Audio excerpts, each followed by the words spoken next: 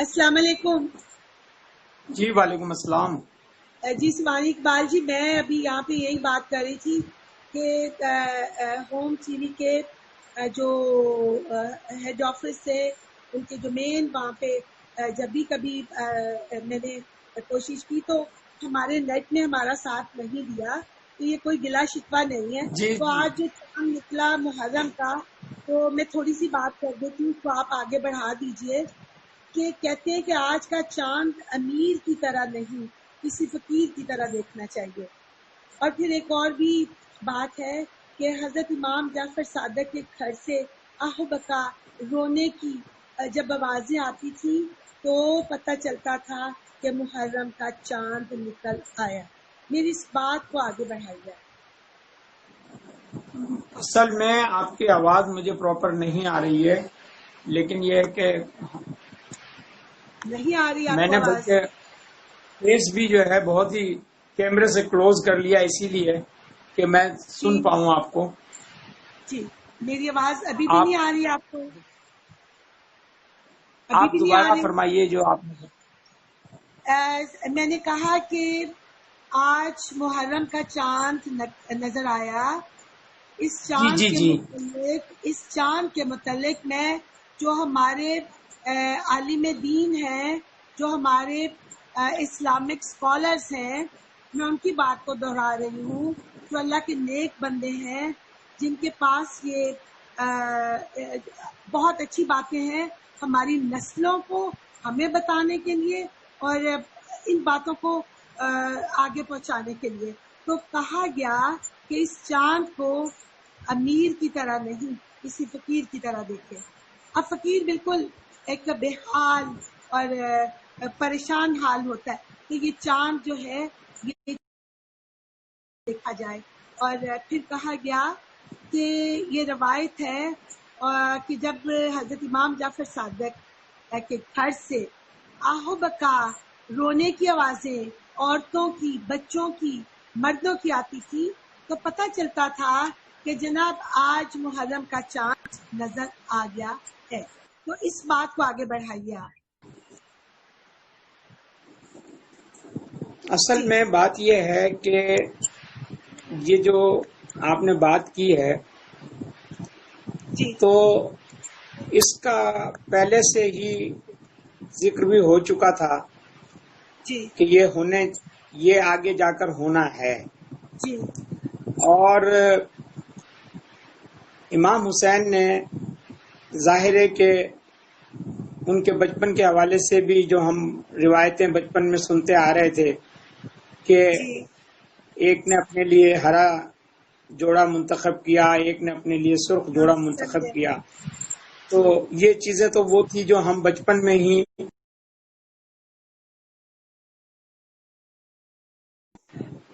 اب جب ہم آگے بلوغت میں آئے اور اب اس وقت جو ہم ہیں، ہم دیکھتے ہیں کہ کوئی دنیا کا ایسا واقعہ نہیں ہے، کوئی دنیا میں ایسی چیز نہیں ہے جو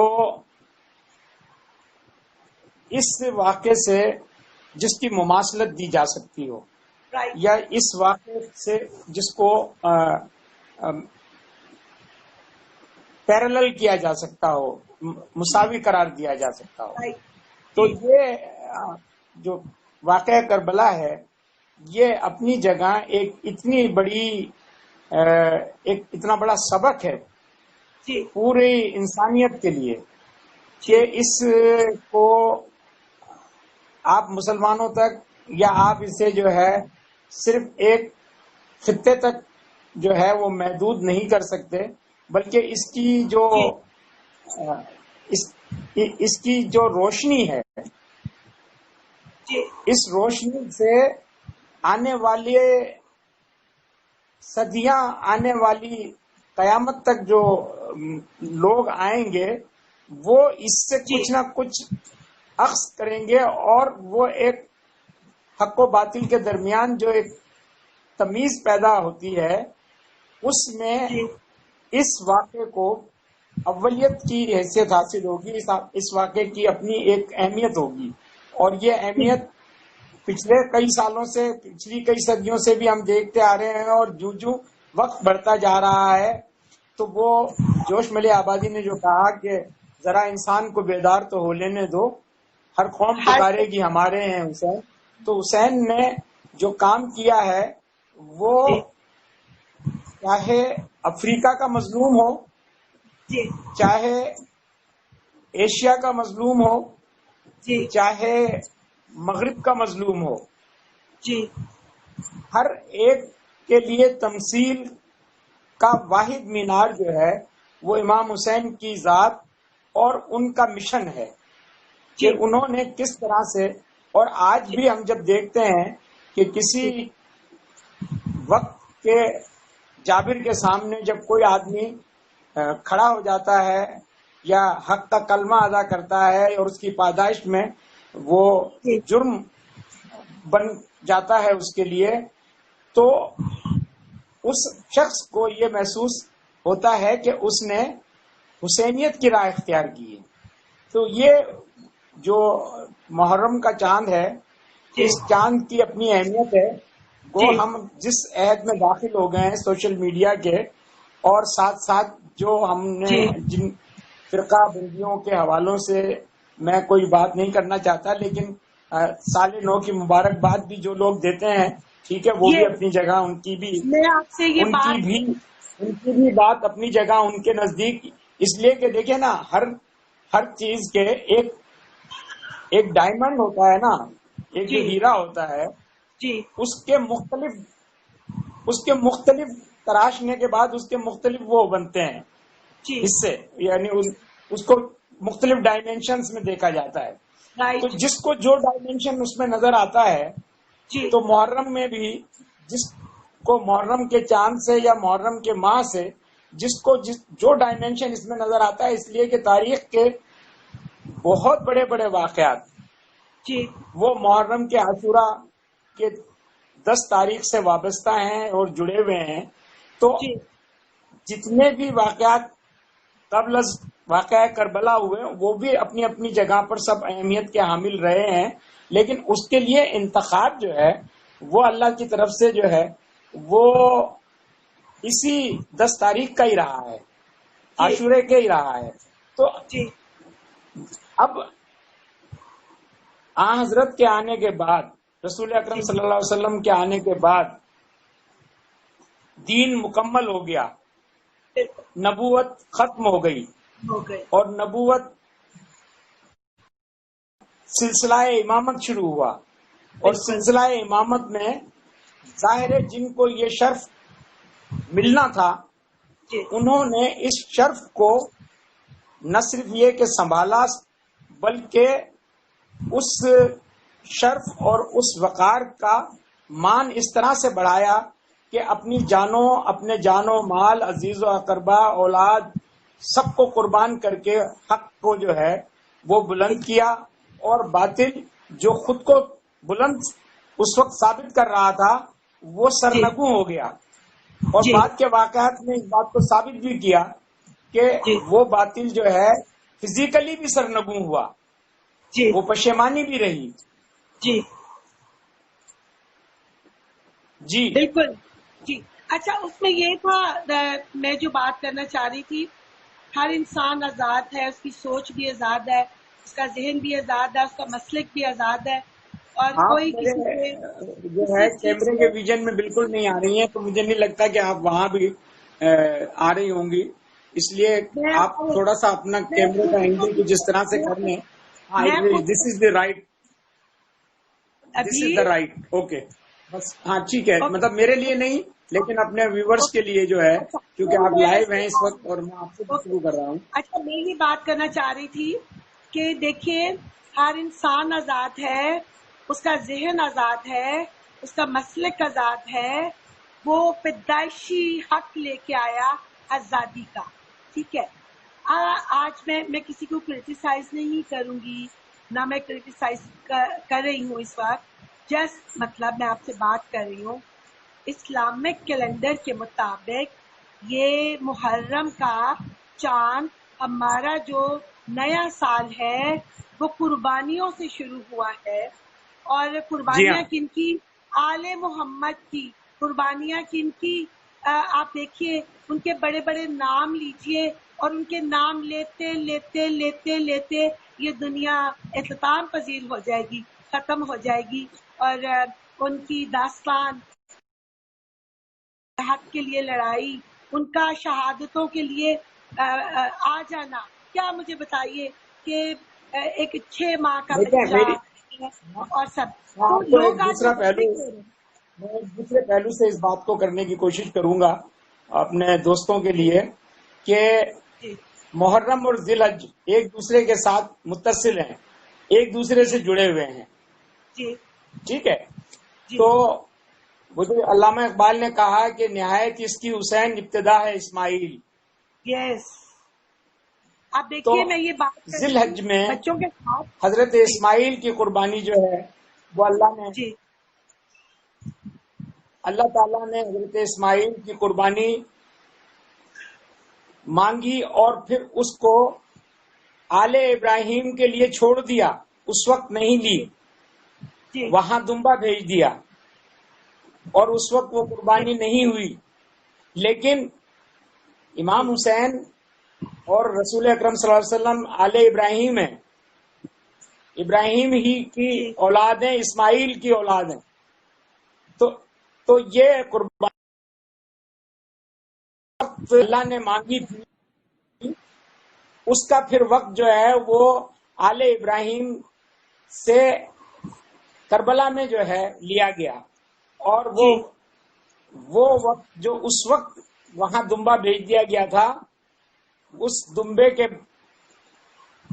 کی قربانی کو بھی اس سے متصل کر دیا، یعنی جی دونوں مہینے ایک دوسرے سے جڑے ہوئے ہیں. تو یہ جی اس کا جو ایک دوسرا پہلو ہے وہ یہ بھی ہے کہ قربانی جو وہ بھی، اس کو بھی ہم بڑی عید اس لیے کہتے ہیں کہ اس میں قربانی ہوتی ہے، حج ہوتا ہے. جی اور اس کا میں یہ بات کر رہی تھی کہ اسلامک کیلنڈر کے مطابق ہمارے سال کا اختتام بھی قربانی پہ ہوا اور آغاز بھی آج قربانی سے شروع ہوا. نیا سال آج جی محرم سے شروع ہوا، تو قربانی پہ اختتام ہو کے یہ جو بڑی عید تھی اور آج قربانی پہ ہمارا سال شروع ہو رہا ہے. تو خدا کرے کہ لوگ ایک دوسرے کو جو مبارکیں دے رہے ہیں دیکھیے بہت ہی، تو وہ ایک عید دوسرے جو کو ہے دعائیں دیں. جی حج کے ساتھ جو ہے عید الاضحیٰ منسلک ہے نا، اس کے ساتھ ہی ہے، جی بالکل بالکل. ٹھیک ہے؟ تو جی آپ عید والے دن جو قربانی دیتے ہیں وہ بھی 10 تاریخ کو ہی ہوتی ہے، 10 ذی الحج ہوتی ہے، جی اور جی 10 ذی الحج کے ٹھیک ایک مہینے بعد 10 محرم کو بھی پھر ایک قربانی جو ہے، عظیم قربانی جو ہے وہ اس کی یاد آتی ہے. تو بات یہ ہے کہ یہ جو فلسفہ ہے یہ بہت عجیب و غریب ہے، اور اس کو ہم سمجھنا بھی چاہیں اور ہم سمجھ بھی لیں تو لوگوں تک ہم اس طرح سے کمیونیکیٹ نہیں کر سکتے جس طرح سے ہم اس کی روح میں اترنے کی کوشش کرتے ہیں، یا یہ فلسفہ ہماری روح میں اترنے کی کوشش کر بالکل رہا ہے. بالکل. لیکن اس کو دوسرا جی اس طرح سے شاید نہ سمجھ سکے، مگر میں صرف جی اتنا کہنا چاہوں گا کہ جی آپ صرف اس کو یہ دیکھ لیجئے کہ عبد المطلب جو ہے وہ ابراہیم کی ہی اولاد میں سے تھے، بالکل اور عبد المطلب کے ہی خاندان نے یہ قربانی دی، اور ایک حضرت ابراہیم کے بھی جو 2 صاحبزادگان تھے، تو ایک اسحاق اور دوسرے جو ہے وہ اسماعیل تھے. تو ہم جن کی امت سے ہیں وہ اسماعیل، ان کے آبا و اجداد میں اسماعیل کا شمار ہوتا ہے. تو جی بہرحال یہ بالکل. بڑی عجیب سی ایک میری ایک کیفیت ہو رہی ہے اس وقت گفتگو کرتے ہوئے.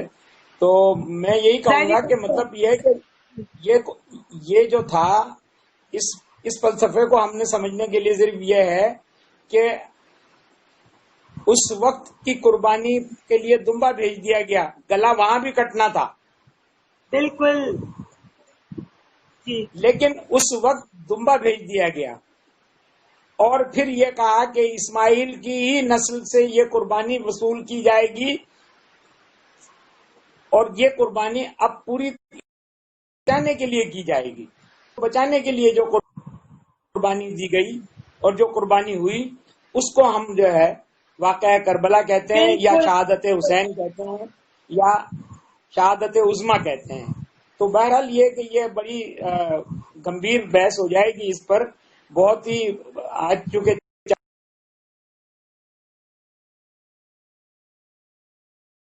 وہ یہ کرنی تھی کہ ہمارا جو ملک ہم جس سچویشن میں رہتے ہیں اس سچویشن میں یہ ہے کہ جو مذہبی ہم آہنگی ہے اور جو ایک دوسرے کے ساتھ رواداری اور برداشت جو ہے اس کی جو ایک اہمیت ہے اس کو ہمیں مد نظر رکھتے ہوئے اس محرم کی تمام تر جو مجالس اور جو تمام تر عزاداری ہونی ہے اس میں ایک محبت، امن اور ایک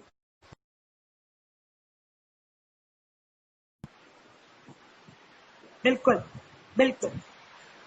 اور اس میں ایک ریکویسٹ کروں گی تمام جتنے جن کے لیے آج یہ چاند، جن کے گھروں میں آج روئے لوگ آج اس چاند کے نکلنے پہ، جتنے لوگ سمجھتے ہیں اس ہسٹری کو کہ یہ جو قربانیاں تھیں اور ان قربانیوں کی وجہ سے آج جو سجدے ہیں وہ بھی ہو رہے ہیں، عبادتیں بھی ہو رہی ہیں، اور سب لوگ اپنے آپ کو جو مسلمان کہلوانے کا ایک فخر اور مان محسوس کر رہے ہیں.